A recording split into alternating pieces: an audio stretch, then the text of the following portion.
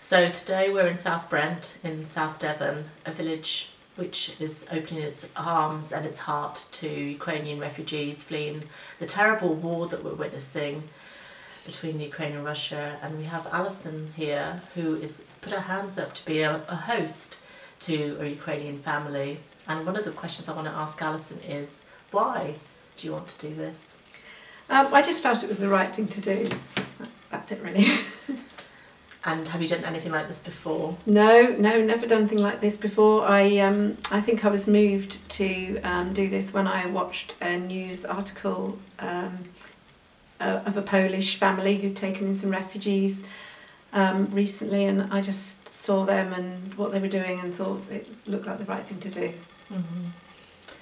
And what kind of preparation are you doing or have you done before your family arrives? Well, we've prepared the house, we've rearranged the rooms, emptied all the cupboards and storage facilities, been to IKEA and bought bedding and things like that, so we've prepared everything practically.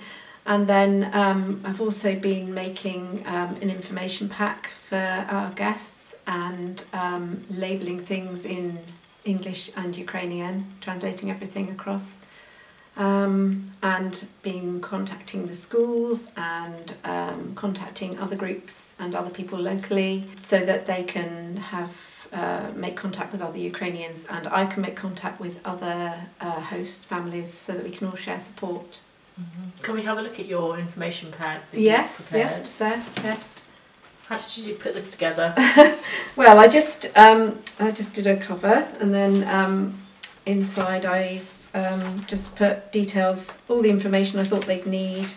And that's in Ukrainian and English. And I've done English on one side and Ukrainian on the other side, and then yeah, put in useful numbers, so they've got hospitals and health details, and then I've put information about the house, where the first aid kit is, and Wi-Fi and what's in each room, and then all about the recycling and the appliances and where everything's kept, and how everything works, and then in the garden, everything about the garden, and then the recycling, quite importantly. Mm-hmm. And then I've done a page all about the village, which I just copied from a website and then translated. Was that a Google Translate? Yeah, I just used Google Translate all the way through. Mm-hmm. And then I've done a page all about village amenities and shops and when they're open and post boxes and eating out and transport. And then I've done one about the outdoor areas in the village, and then about the surrounding area, so about Dartmoor, South Hams, and then more widely about Devon and Cornwall, so that they know what's nearby. It's really comprehensive. And I've done a map, and I've put some of the important, the most useful places, I've marked them on in Ukrainian as well. Mm-hmm. And then I've done a little bit about what we do as a family, so that they know our regular routines, our kind of activities we do. And then last of all, which I haven't quite finished translating, I've done details of how to use all the appliances, which I have translated, but I haven't printed off yet. All really useful. So yeah, hopefully it's all really useful. So it looks like you were made for this job, Alison. Almost like, the perfect host has come to light here, and they're going to feel very welcome. I hope so. Yeah. And what's the process been like to apply in the first place for visas and all the paperwork to get them out of the Ukraine here? Well, extremely frustrating, because we were ready to go. We matched with them before the actual visa process opened. Mm-hmm. So we'd matched with them on the Tuesday before. We registered on the Monday when you were first allowed to register. We then started searching for people to sponsor. We matched with them on the Tuesday, and then the Friday we were able to start the visa process, to apply for the visas, which we did with them, remotely with them, and then I think it's been 25 days till the 2 came through, and then it took another 8 days. So it was 25 days in all to get all 3 visas through. That's quite a long time, isn't it? That's nearly a month. A long time. So the third one came through yesterday, and since then we've been busy trying to sort out travel arrangements for them. Some of the countries have waived visa requirements, haven't they? But the UK hasn't. No. So it's been difficult. It took us 4.5 hours to fill in the first form for the mother, Partly because the site kept crashing, and also because she had intermittent Wi-Fi. Because she's in a war zone. Because she's in a war zone, yes. Because she's evacuated, well, she's in the countryside now, but she's in a very rural location. So it took a long time to get all that sorted. And your family came from Borodyanka. Yes. Which I've heard in the news had alleged genocide. Yes, yes. Well, they've heard about a lot of trauma. They escaped Borodyanka on the 8th of March, and I believe the shelling started on the 3rd. So they escaped at some point. She's told me that they had no water, no electricity, no heating, and no food, so they had to leave. They had been living in the cellar for the 5 days before they evacuated. This is the mother and 2 boys. The mother and 2 7 boys. And 11. Yes, a 7 and 11-year-old boy and a mother. So they evacuated. They left her husband there, their father there, to defend the country. So he's not allowed to leave with them? He's not allowed to leave. He's stayed. So she is now with her 2 boys somewhere in the countryside near the Polish border, waiting to come here. The Russians she told me that the whole town had been occupied, and she said her house, she told me as far as she knew her house was still standing, but imagined it was probably been ransacked, probably been damaged, so can't go back. And then since the Russians had retreated from Borodyanka, a lot of devastation has been reported on there. So she got out just in time, by the sounds of it. Yeah. But very discombobulating for anybody to go through that in the 21st century. Not what you expect. Still seeing war, and we don't really know the reason for this war. It just seemed to happen very quickly, and possibly to do with gas and oil supplies in Russia. But war, as we know, is not the answer. And the sooner the peace happens, the better. Yes. So this family is going to be joined by another family as well, and that's her. Is it her sister-in-law? No, it's a friend of hers, and then the son of this friend is Yulia's godson. So they're close friends, and that mother and son are going to be living locally in the village with another host family. Okay, so that would be a nice community starting up.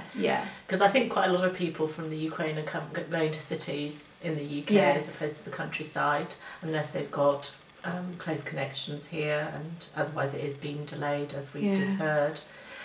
So you're as prepared as you can possibly be. I think so now. Yes, I think so now. And I've also been messaging her quite a bit, saying, do you know anybody else who wants to come? Because there have been quite a few people in the village who've opened up their home, who want to open up their homes to them, and would particularly like to have people who she's connected with. So her parents are applying for passports at the moment, and we have to persuade them to come. She's not certain.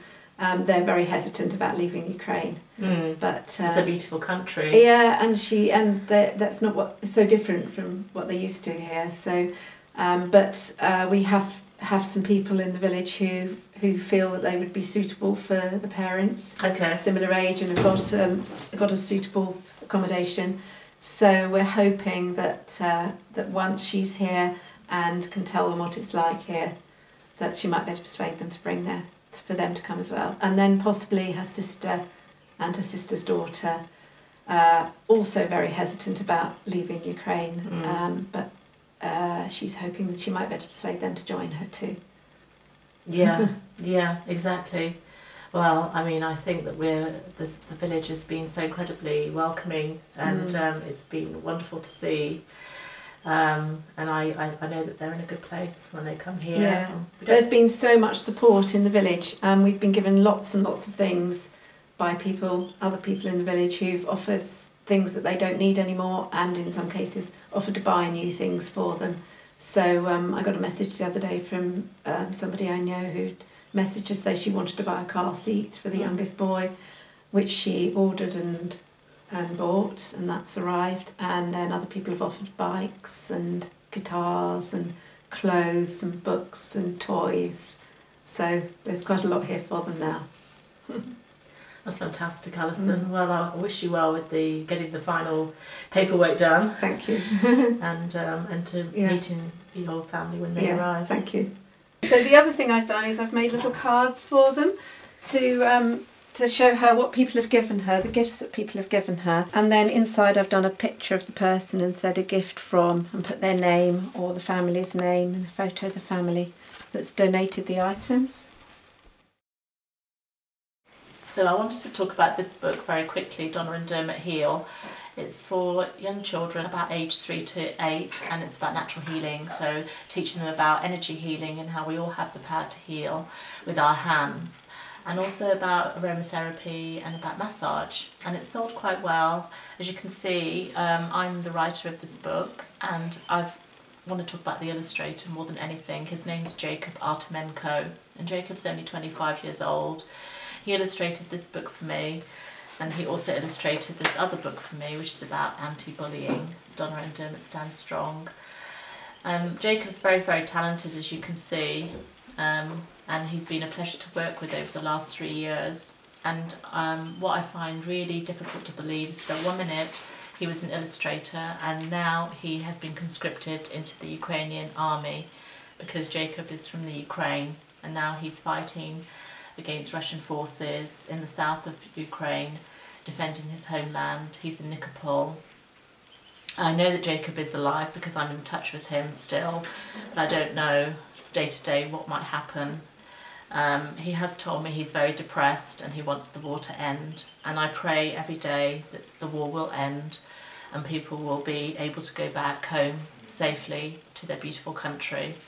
So I'm making this very short video really just to honour Jacob, his talent, his youth, his courage, his honesty, and all the other young men who have been conscripted into the army, who don't want to fight, who only want peace, but they've been forced to fight.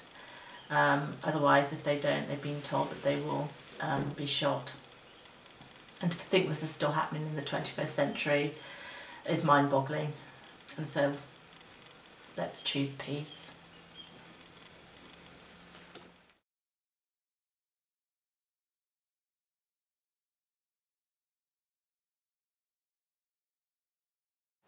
Okay, my name's Julian. I'm doing a humanitarian aid run to Ukraine. It's being organised by Darren of Darren Cars, based just outside Callington. We go as a convoy. We're leaving, we've done 2 or 3 trips now. We're leaving on Friday morning early. We're having 13 cars or vans go this time. It takes approximately 5 days as a round trip, depending on traffic and things like that. We take it up to Warsaw, and at which point it gets distributed to local groups. We'd also like to bring back refugees on the return trips, but as of yet it's proved very difficult due to visas and things like that, and more and more difficult to sort of arrange. Once we get back, we then go through the cycle again. I think they're planning on going next month. A lot of it's done on GoFundMe, where people donate either food and we go collect it and take it and sort it, and also by donations which help pay for fuel and ferry costs. And effectively it's working really well at the moment. I can't believe how many people have donated, and it's been really, really heartwarming to see the generosity of people.